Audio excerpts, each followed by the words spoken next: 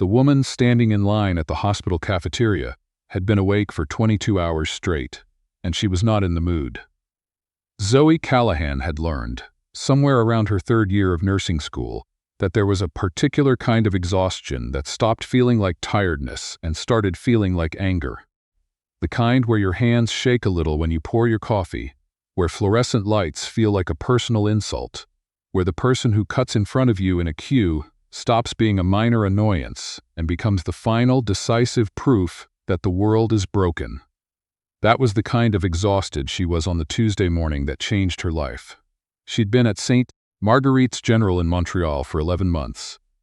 Long enough to know which vending machine accepted crumpled bills, long enough to know that the elevator on the East Wing took 47 seconds longer than the one near radiology, long enough to know that the cafeteria line moved exactly as fast as it wanted to, and not a second faster. She'd been waiting for 12 minutes. She was 3 people from the front. She had 17 minutes left on her break, and then he walked in. He came through the side door. Not the main entrance where the patients and families filtered through with their nervous faces and their paper cups, but the side door that technically required a badge. Tall, broad-shouldered, wearing a dark wool coat that had never seen the inside of a dry cleaner's bag because it didn't need to. He had the kind of face that looked like it had never been told no. He glanced at the line, assessed it the way someone might assess a minor inconvenience, a slow traffic light, a delayed flight, and walked directly to the front. He didn't even look back. Zoey stared at the back of his head. The woman in front of her looked at Zoey. Zoey looked at the woman. Neither of them said anything, because that's usually how it goes. Everybody sees it, nobody says it, and the person who does the rude thing walks away with their coffee and their coat, and their complete indifference in life continues. But Zoey had been awake for 22 hours. "Excuse me," she said. He didn't turn around. "I'm talking to you. The one in the coat." He turned then. Slowly, the way people turn when they're genuinely surprised that someone is addressing them. Not offended, just confused, like a language he hadn't expected to hear. He was younger than she'd thought. Maybe mid-30s, dark eyes, sharp jaw, the particular kind of stillness that either meant he was very calm or very calculating. Probably both. "There's a line," Zoey said. "It starts back there." She pointed. Her finger was steadier than she felt. Something moved across his face. Not embarrassment. More like recalibration. "I apologize," he said. His voice was low, Canadian flat, unhurried. "I have a meeting in 4 minutes. We all have somewhere to be," Zoey said. "I have a patient in 4B who hasn't had a real conversation with anyone in 3 days. I have a backlog of intake forms that Human Resources has sent me 3 passive-aggressive emails about. I have 17 minutes left on a break I started 12 minutes ago." She gestured at the line behind her. "And every single person standing here has somewhere to be." The cafeteria had gone fairly quiet. The man in the coat looked at her for a long moment. Then he looked at the line. Then he walked to the back of it without another word. Zoey turned around and ordered her coffee. She didn't think about it again. She had too much else to think about. She thought about it 3 days later, when she was called into the office of Donna Whitfield, St. Marguerite's head of nursing operations, and told that the hospital had a new majority stakeholder. "His name is Nathan Fowler," Donna said, sliding a folder across the desk with the expression of someone delivering news they personally find uncomfortable. "He acquired a controlling interest in the hospital's parent company 8 weeks ago. He's been doing a quiet operational review." Zoey looked at the folder. On the first page was a headshot, dark eyes, sharp jaw, the particular kind of stillness. She closed the folder. "Okay," she said. Donna was watching her carefully. "He's asked for a department-by-department briefing this week. He'll be on the floor Thursday." "Okay," Zoey said again. "Zoey, I'll be professional." "Donna." "I know you will." Donna hesitated.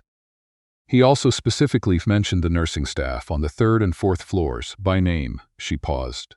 "Your name." Zoey drove home that evening through the gray November streets of Montreal with the radio off. She lived in a 1-bedroom apartment in Rosemont with a radiator that clicked all night and a window that looked out onto someone else's fire escape. She'd been at St. Marguerite's long enough to have a routine, a locker, a favorite corner of the break room. Long enough that the idea of that being disrupted by a man in a coat who didn't know how to stand in line felt, in the specific way that tired things do, enormously unfair. She heated up soup, sat at her small kitchen table, and gave herself exactly 1 hour to feel sorry about it. Then she went to bed. Nathan Fowler arrived on Thursday at 8 in the morning, with a woman who turned out to be his operations director, and a man who turned out to be his legal counsel, and a third person who Zoey assumed was either an assistant or someone's intern, and who spent the entire morning furiously taking notes on a tablet. He was in a different coat. Same quality. Zoey was assigned to escort the group through the 4th floor because the floor manager had a dental appointment and because the universe, she was fairly certain, had a specific and targeted sense of humor. She met them at the elevator. He recognized her immediately. She could tell because he went very still for half a second, that same recalibrating stillness, before his expression returned to neutral. "Mrs. Callahan," he said. He'd done his homework too, apparently. "Mr. Fowler." She shook his hand. Firm, brief, professional. "Welcome to the 4th floor." She gave him the tour. She would later tell her friend Blythe over the phone, aggressively competent about it. She knew everything. Patient throughput, staff ratios, the issue with the supply room on the north end, the 3-week wait on the maintenance request for the broken bed in room 412. She answered every question before his operations director finished asking it. She used data. She used specifics. She was, in short, the best possible version of herself, and she hated that she felt the need to prove it. He asked good questions. She hadn't expected that. At the end of the tour, near the nursing station, he stopped. His team drifted a few steps ahead. "You were right," he said quietly. "On Tuesday." Zoey looked at him. "About the line," he added, in case that wasn't clear. "I know I was," she said. Something at the corner of his mouth moved. Not quite a smile. "I noticed." He looked at her for a moment. "I'd like to hear more about the supply room issue and the maintenance backlog. There are a few other things that came up in the briefing that I want more context on." "That sounds like a meeting," Zoey said. "It does," he agreed. "I'm on shift until 7:30 then." The boardroom on the 2nd floor. She almost said no. She thought about it very seriously, standing there at the nursing station under the fluorescent lights with a clipboard under her arm and 4 years of St. Marguerite's behind her. Then she thought about room 412 and the broken bed and the 3-week maintenance request. 7:30, she said. The meeting lasted 2 hours. He was sharper than she'd expected. Not in the way of someone performing intelligence, but in the way of someone who'd built something from the ground up and knew exactly which questions mattered. He didn't dismiss the supply room issue. He wrote things down. He asked follow-up questions that showed he'd actually processed what she'd said. She stopped being quite so aggressively competent and started being just competent, which was more comfortable. At some point around 9 o'clock, she realized they'd stopped talking about the hospital. "You grew up here?" he asked. He'd asked about Rosemont after she'd made a comment about traffic. "Mostly. My mother moved us around a bit when I was young. We landed in Rosemont when I was 10 and stayed." She didn't elaborate on why they'd moved around. That was a longer story than the boardroom warranted. "You?" "Vancouver. I moved here for school and never quite left." He paused. "The weather is worse here." "Significantly worse," she agreed. And yet, she said. She drove home at 9:15 with a strange, unsettled feeling that wasn't unpleasant, exactly, but wasn't comfortable either. Like the start of something she hadn't budgeted for. She didn't see him for 2 weeks. In that time, 3 things happened. The maintenance request for room 412 was resolved in 4 days. A hospital record. The supply room issue was flagged in the operations review and assigned a budget correction. And Zoey received a text from a number she didn't recognize that said, "The vending machine on the east wing rejected my 20. You were right about it." She stared at the text for a full minute. Then she typed back, "The one on the west wing near the chapel is better. Try that one." There was a pause, then, "Noted. Thank you, Miss Callahan." She should have left it there. She knew she should have left it there. He was, in the most literal possible sense, her employer, not her direct supervisor, but several levels above her in a chain that had a very specific and HR-documented policy about professional relationships. She typed, "You can call me Zoey." Another pause, longer this time. "Nathan," he replied. The problem with the hospital's annual gala, which was held every December in the ballroom of the Hotel Le Soleil downtown and which raised money for the pediatric oncology unit, was that it was mandatory for senior staff and strongly encouraged for everyone else, which in hospital culture meant mandatory. Zoey had been to 3 of them. They were fine. There was always an open bar and a silent auction and a speech from the chief of medicine that ran about 8 minutes too long. She went, she smiled, she bid on a spa package she never won, she left by 10. She was preparing to repeat this exact itinerary when she arrived at the Hotel Le Soleil and discovered that this year was different. Because this year at the entrance of the ballroom, with woman on his arm, who was beautiful in the particular assembled way of women who are brought to events rather than attending them, and who was looking around the room with the tolerant expression of someone doing a favor. Zoey recognized her from a gossip column she'd half-read once on her phone in the break room. Camille Voss. Old Montreal money. She and Nathan had been photographed together at something in October, and the caption had included the word rekindled in a way that implied history. Zoey took a glass of wine from a passing tray and found Blythe, who worked in physiotherapy, and was the only person Zoey actually wanted to talk to at these things. "Don't," Blythe said, looking at Zoey's face. "I'm not doing anything. You have your processing face." "I don't have a processing face." "You absolutely have a processing face," Blythe said, and handed her a canapé. Zoey ate the canapé and did not look at the entrance. She talked to the head of radiology about his daughter's hockey team. She looked at the silent auction items. She bid, without real hope, on the spa package. She was doing extremely well, she thought. Then she turned around and Nathan was there. "You look like you're calculating something," he said. "I was just thinking about the spa package," she said. "You bid on it?" "I bid on it every year. I never win." He looked at the bid sheet. "You're the only bidder." She looked. He was right. "Then this year might be my year," she said. There was a pause that was slightly too long to be comfortable. "You met Camille," he said. "It wasn't quite a question. I know who she is." Zoey kept her voice easy. "You don't need to explain yourself to me, Nathan." "I'm not explaining. He stopped. "It's complicated. Things usually are." She picked up a new glass of wine from a passing tray. "Excuse me, I should find my table." She found her table. She ate her dinner. She listened to the chief of medicine's speech, which ran 9 minutes too long this year, instead of 8. She applauded in the right places. Across the room, she could see Camille Voss leaning toward Nathan with something to say, and Nathan listening with the particular stillness she'd come to recognize, and she thought, this is the correct way for this to go. This is sensible. She was a nurse on the 4th floor. He was a man who'd bought the hospital. These were not people whose lives were supposed to intersect past the professional, and she'd done well to remember that before it became a problem. She left at 10:05 and told herself she felt fine about it. She was not fine about it. She spent the next week being very fine about it in a way that required considerable effort, which she recognized, intellectually, was not actually being fine about it. She answered his texts about operational matters promptly and professionally. She did not initiate. She was, as she told herself in the mirror every morning while getting ready for a shift, appropriately boundaried.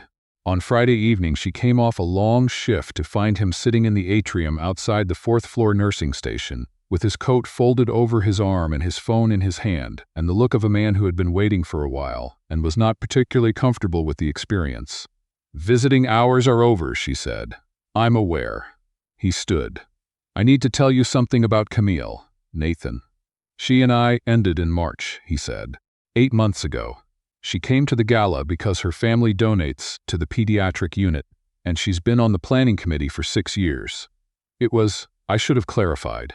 I didn't, and I'm sorry." Zoey looked at him standing there in the atrium under the bad fluorescent lights, holding his coat, looking more uncertain than she'd seen him look at anything, and thought, "This is still not a sensible situation. This is still not a sensible situation," she said. "I know," he said. "You own this hospital, technically the parent company." "Nathan." "I know," he said again. "I've been thinking about that. There are structural ways to address the conflict of interest. I've talked to legal." She stared at him. "You talked to legal?" "Before coming here." He paused. "I'm methodical. You talked to a lawyer before coming to talk to me. I wanted to be prepared for objections." She stood there in her scrubs in the atrium of St. Marguerite's General at 8:15 on a Friday night, and thought about all the very sensible reasons this was a bad idea, and then she thought about the broken bed in room 412 that got fixed in 4 days, and the way he'd written things down, and the text about the vending machine, and the fact that he was standing here having apparently consulted legal counsel before asking her to dinner. which was possibly the most absurd thing she'd ever heard and also, somehow, the most endearing. "Where were you thinking?" she said. He blinked. "Sorry? For dinner." The particular stillness broke, and for the first time she saw something genuine move across his face, quick and real and a little bit like relief. "There's a place on Saint Denis," he said. "Small, good food. Quiet. I need to change out of my scrubs." "I'll wait." She changed. He waited. They went to dinner.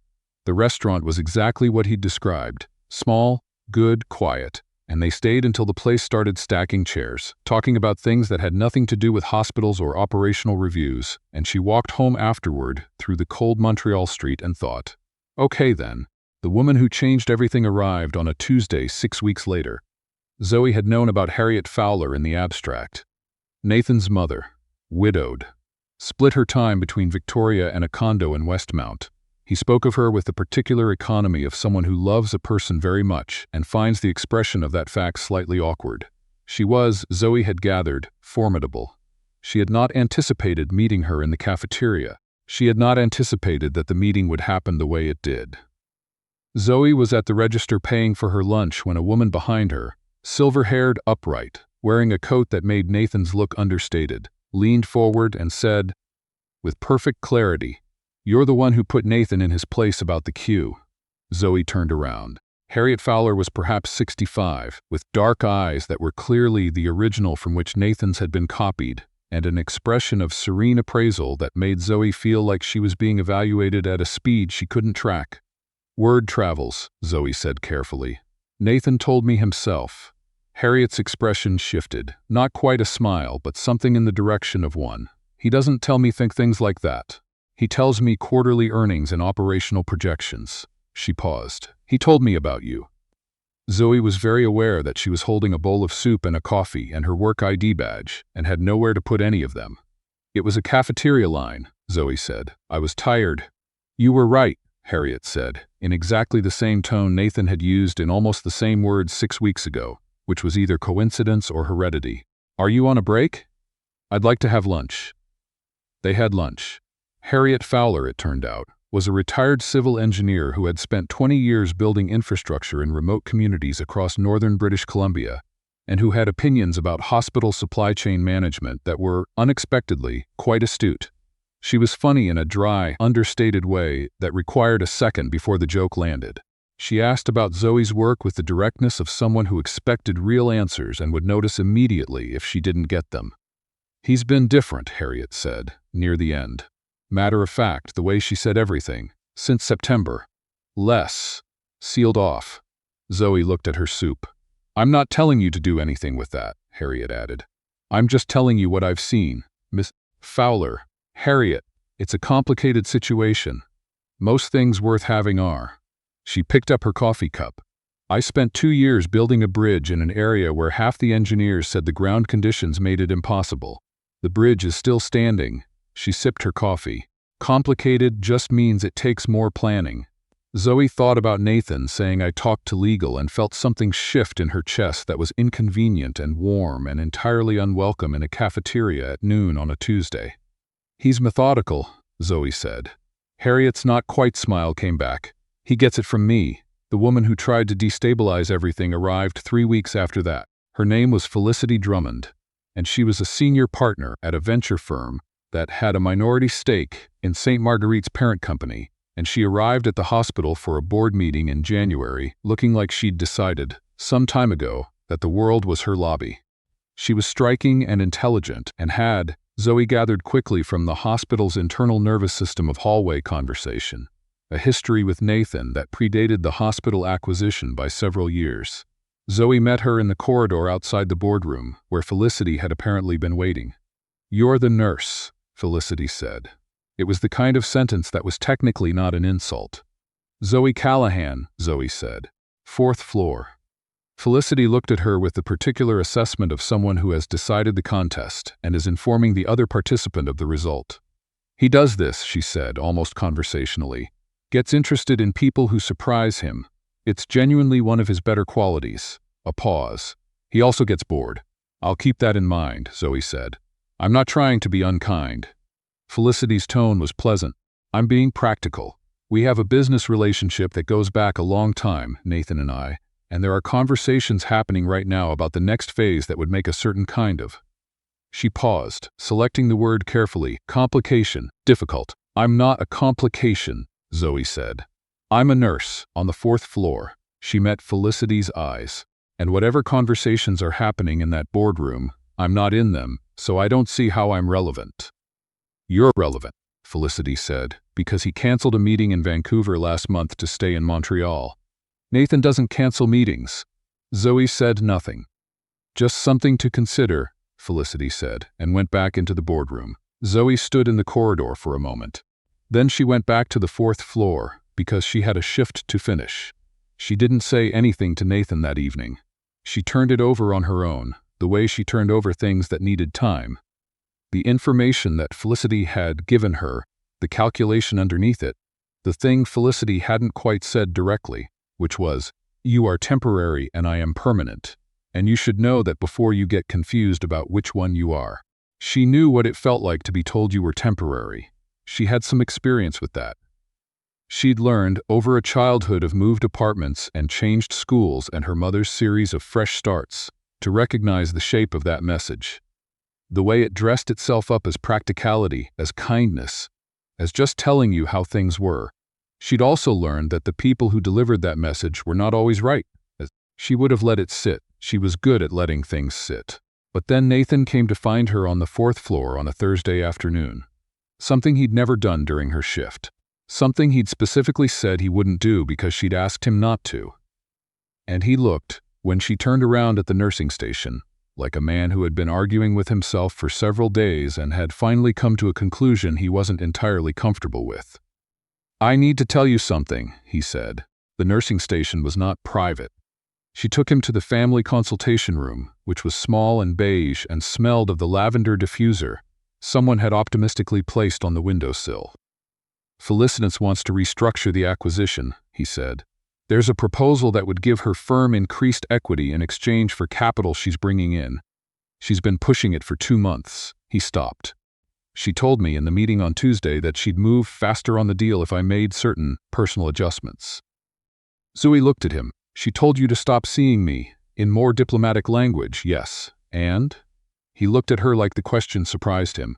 And I told her the deal would be evaluated on its merits, and my personal life wasn't a negotiating variable. The lavender diffuser hummed quietly. She'll make things difficult, Zoey said. Probably. For the hospital, for the acquisition, he said. I've had business problems before. He paused. I haven't. He stopped. Started again. I canceled a meeting in Vancouver last month. I know, she said. She told me. He looked at her steadily. I canceled it because I didn't want to leave for 4 days. That's not something I do. I don't. He stopped again, and she could see the difficulty of it, the way the words cost him something. I don't know what to do with it, he said finally. I'm better with problems that have clear solutions. I know, she said again, more quietly. I talked to legal again, he said. She laughed. It came out before she could stop it, a real laugh, the kind that surprised her. Of course you did. Something loosened in his face. There are structural arrangements that address the conflict of interest, oversight mechanisms, full transparency with the board. You have a presentation? I have a document. She looked at him in the beige consultation room with its lavender diffuser and thought, this is still complicated. It will probably continue to be complicated, and none of that is the same thing as wrong. Send me the document, she said. He did. That night. It was 11 pages. She read all of it. What she didn't know, what she found out much later, when Harriet mentioned it over dinner with the same matter-of-fact delivery she used for everything, was that Harriet had been at the hospital that Thursday, in the building for a follow-up appointment, and had seen Felicity coming out of a corridor with an expression Harriet described as the face of someone who thinks they've just accomplished something. Harriet had, apparently, introduced herself. What did you say to her? Zoey asked, fairly certain she wanted to know. I told her that Nathan had been making his own decisions since he was 19 and had done reasonably well at it, Harriet said. She buttered a piece of bread with great composure, and that the people who'd tried to make those decisions for him had consistently found it a poor investment of their time. She's a senior partner at a venture firm. I've negotiated contracts with the federal government in a tent in 40 below weather, Harriet said. She was fine. The acquisition restructuring happened. Felicity's proposal went through, partly, in a modified form that Nathan's lawyers had restructured on better terms, which, Zoey gathered from Nathan's brief description of the outcome, constituted a fairly complete defeat for Felicity's original objectives, delivered with a great deal of professional courtesy. The board was informed of Nathan's relationship with a member of the nursing staff, the oversight mechanisms Harriet had explained to Zoey over that dinner, and the structural arrangements that legal had drafted. There was a period of some discomfort. There were several meetings. Nathan attended all of them. Zoey was not required to attend any of them, which was, he told her, entirely intentional. You shouldn't have to perform, he said. This is a business governance matter. I'll handle the governance. That's surprisingly considerate, she said. I'm working on it, he said, which made her smile. On a Saturday in March, Nathan's mother came for dinner at Zoey's apartment in Rosemont. Nathan came too. He'd stopped being asked at this point and just arrived, which Zoey had decided was acceptable. The radiator clicked. The window looked out onto the fire escape.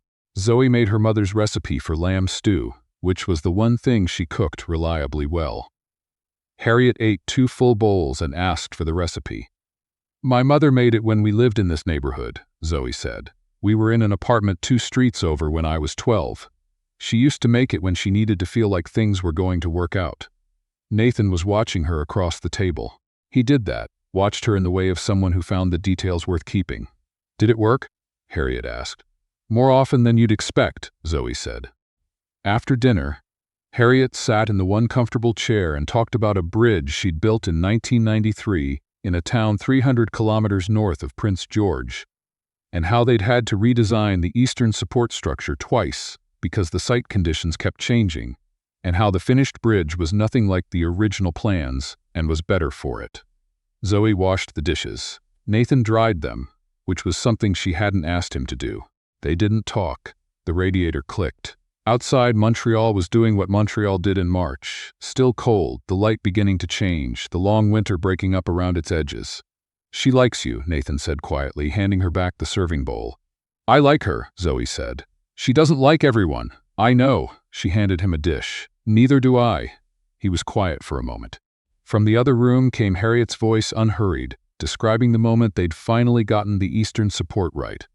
I don't know what I expected, Nathan said. When I bought the hospital, I was looking for an operational challenge. He paused. I didn't expect a nurse to tell me off in the cafeteria. You deserved it. I did, he agreed.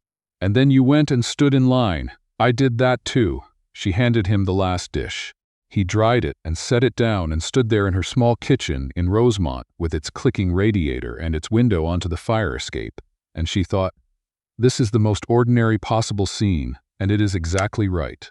From the other room, and when we finally drove the last support down and the whole structure held, there wasn't a single person on that site who hadn't said at some point that it was impossible. Nathan, Zoey said. Yes. Next time you want to skip the queue somewhere, I'll be with you, so it won't be a problem. He looked at her. The stillness again, but different now, warmer, less defended. That's either very generous or a threat, he said. Both, she said. Mostly both.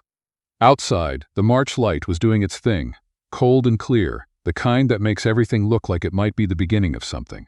The radiator clicked, and Harriet laughed at something in her own story, and Nathan smiled at the sound the way people smile at things they didn't know they'd been missing, and Zoey thought, okay then. The same thought she'd had on the street 6 months ago, walking home from a small restaurant on Saint Denis, which was apparently the thought her life had decided to keep returning to, and which she had, by now, stopped arguing with.